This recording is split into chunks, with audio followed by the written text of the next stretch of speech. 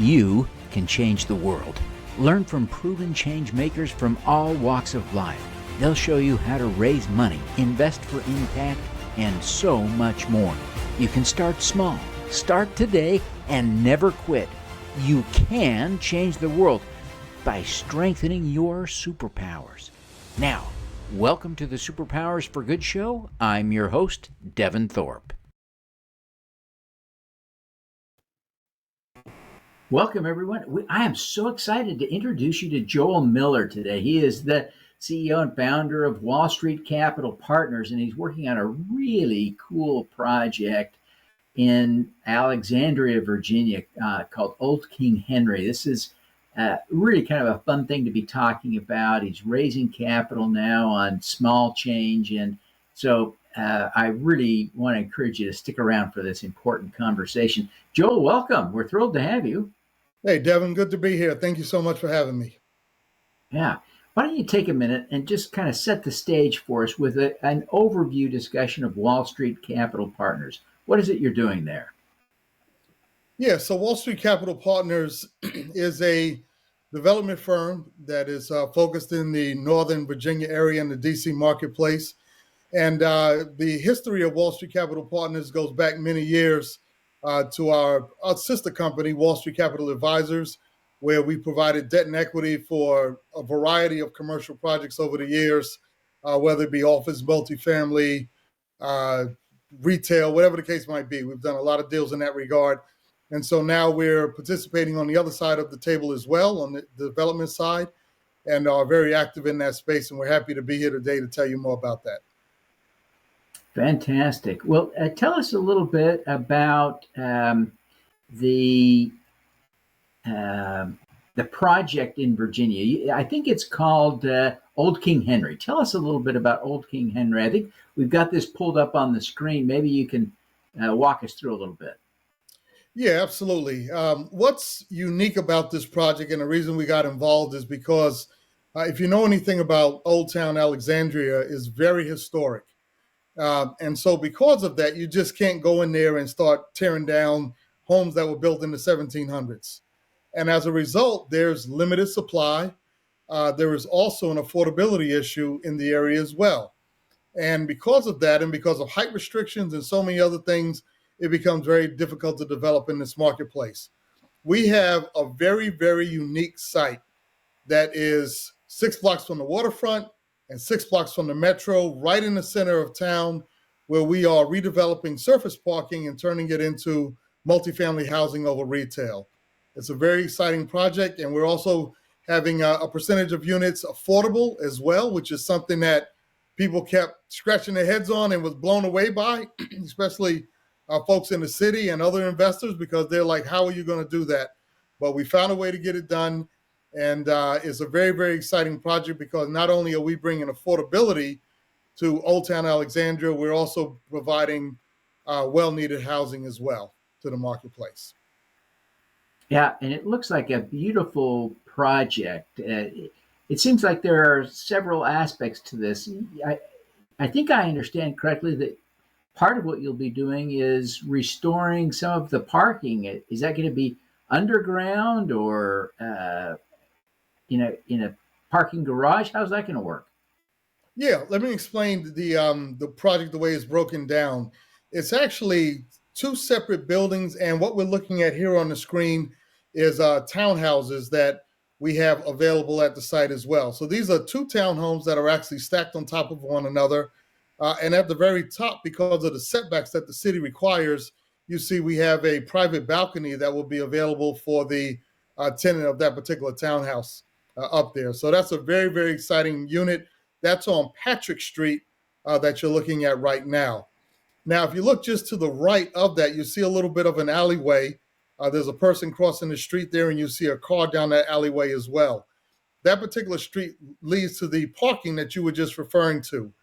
Now, the parking in this particular area, we have a very unique way that we're doing this. We're using a mechanical parking system, which means that we don't have to go deep into the ground, which is very expensive, and we don't have to go many, many stories in the air because we have to put additional ramps for cars to drive by and find parking spots and whatnot. What this system does is it allows you, and you can see it on the website, it will allow you to pull your car in, scan a reader with your iPhone or with your cell phone, and then at that point, the system will actually take your car and park it, whether it's electric or whether it's gas powered. It will take your vehicle and park it. And then when you come back, you can actually say, hey, I'm going to be back in about an hour. It will actually park it in an area where it will be easier to get to and have it available for you when you come back in an hour. Very, very impressive system. And I certainly invite you to check it out. And where you can see it working live in different cities around the country right now is what we'll be building there. So, Yeah. you want me to keep going, Devin? Yeah, please. Yeah, keep going. Tell us about this project. Okay. So, what we're looking at now is the other end of that alleyway that we were just looking at with the townhomes. So you see here on the front, you have multifamily housing over retail. Right behind it, you have the parking garage. And then right past that are those townhomes that we were just looking at. So that kind of gives you an idea of how this all comes together. This particular side of the street here is on Patrick Street. No, excuse me, that's Henry Street. My mistake. That's Henry Street. And these are the homes that will be facing Henry Street with access to the parking, which is attached to the building right there as well. So for people who are visiting the retail, because we're going to have retail spaces that are available for the public as well, we want to put that out there. And any minorities that are trying to get into this space, we want to make that available to you as well and give you access to it. They will have parking in the parking deck right behind it. And then obviously people who are living at the facility will have parking in the parking deck as well. So that's what we're looking at here on Henry Street. Wow, it's a great, great project. I really am excited to see that. I used to live in Northern Virginia, and it is such a beautiful historic area. And this new project seems to fit in so beautifully in that it's modern, but in a respectful way that sort of updates some of the original brick styles and things like that. But yeah, it's a beautiful, beautiful project. Yeah, you wouldn't have tell it us a little bit, by the way. yeah. So we had tell us a little bit. Mm-hmm. Yeah, tell us a little bit about some of the other projects you've completed and how they have performed for the investors in those projects. Yeah, absolutely. I can't just throw stats at you right now, but we have my partner has developed over 15,000 units of multifamily housing. One of the most recent units is the Lumen in Tysons Corner, Virginia, which is a tall skyscraper building that many people are very familiar with. And of those 15,000 units, they have all performed relatively well. I mean, obviously, when you look at that many units and that many projects, you have some that outperform others. But one thing that we focus on is we focus on areas where there are high barriers to entry. And so as a result, that allows us the flexibility of being able to control pricing and be able to have something that's very unique in the marketplace, which keeps the demand up. And with high barriers to entry, you can't have other competitors coming in right next to you and running you out of business. So that's one of the things that we focus on.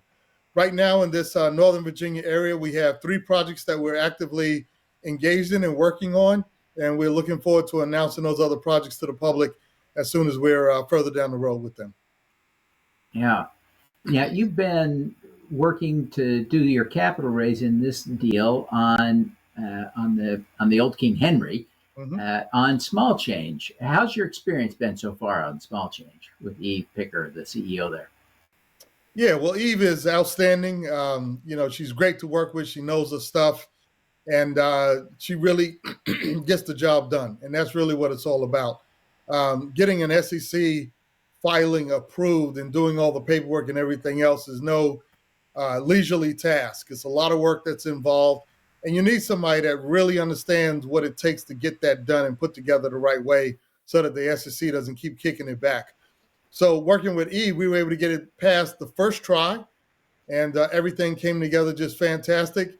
And we've had a lot of excitement and a lot of people that have come and invested by means of the site.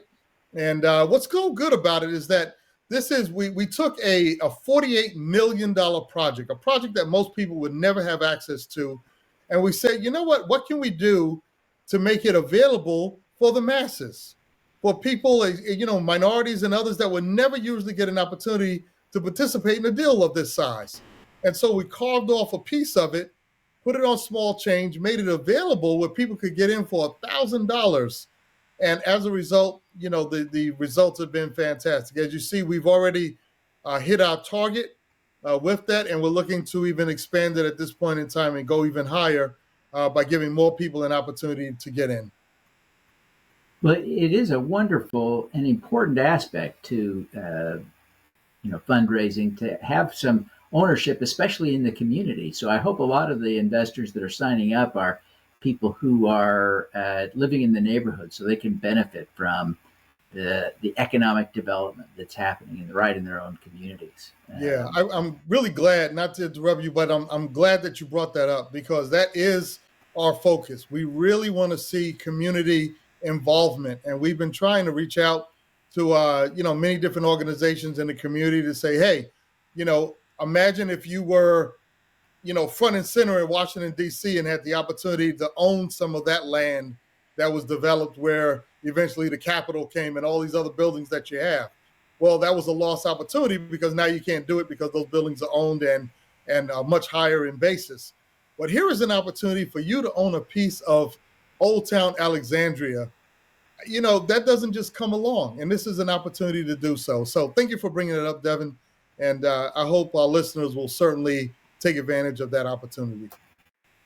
Yeah, the interesting thing about the projects on small change is that Eve recently published a report on the outcomes, the results, and the financially, these are good results, even though they're projects that tend to be, net zero buildings and affordable housing and community-based projects, all these things that have ripples of positivity, and yet they're still delivering good financial returns. So it really is a great platform. I love to see the success that you and others are having there. Listen, folks, we're going to pause now for a minute. We're here with Joel Miller. He's the CEO and founder of Wall Street Capital Partners, and he's developing a project called Old King Henry in Alexandria, Virginia, there in Old Town. It's a beautiful, beautiful project, raising capital on small change. We're going to pause for a minute, but when we come back, we're going to talk to Joel about his superpower. You don't want to miss this, so stick around. Join us at SuperCrowd Baltimore to connect with community-focused business leaders and investors working to support diverse founders, social entrepreneurs, and community builders. Learn how to raise money from the crowd and how to invest like a pro. March 21st at the B&O Rail Museum. Register today at thesupercrowd.com. You can get in on the ground floor to help fix the climate crisis for as little as $100. Pause now to scan the QR code to get started, or visit s4g.biz/raisegreen. You can be a green at Raise Green. Join us for SuperCrowd 24 for 2 full days of wealth and impact creating content at this virtual conference on April 17th and 18th. We'll have 100 speakers and live pitch sessions. Learn how to invest like a pro and raise money from the crowd. Save 50% with the discount code SUPERCROWD at thesupercrowd.com. Welcome back, everyone. We're so excited to have with us today Joel Miller. He's the CEO and founder of Wall Street Capital Partners. He's developing a really beautiful project called the Old King Henry in Old Town Alexandria. It's a beautiful project that we've been talking about. We're going to shift gears now and talk to Joel about his superpower. So stick around for this conversation. Joel, you really have accomplished so much in your career. You've been doing the financial stuff and the real estate developing, and your focus on community building and community impact is admirable.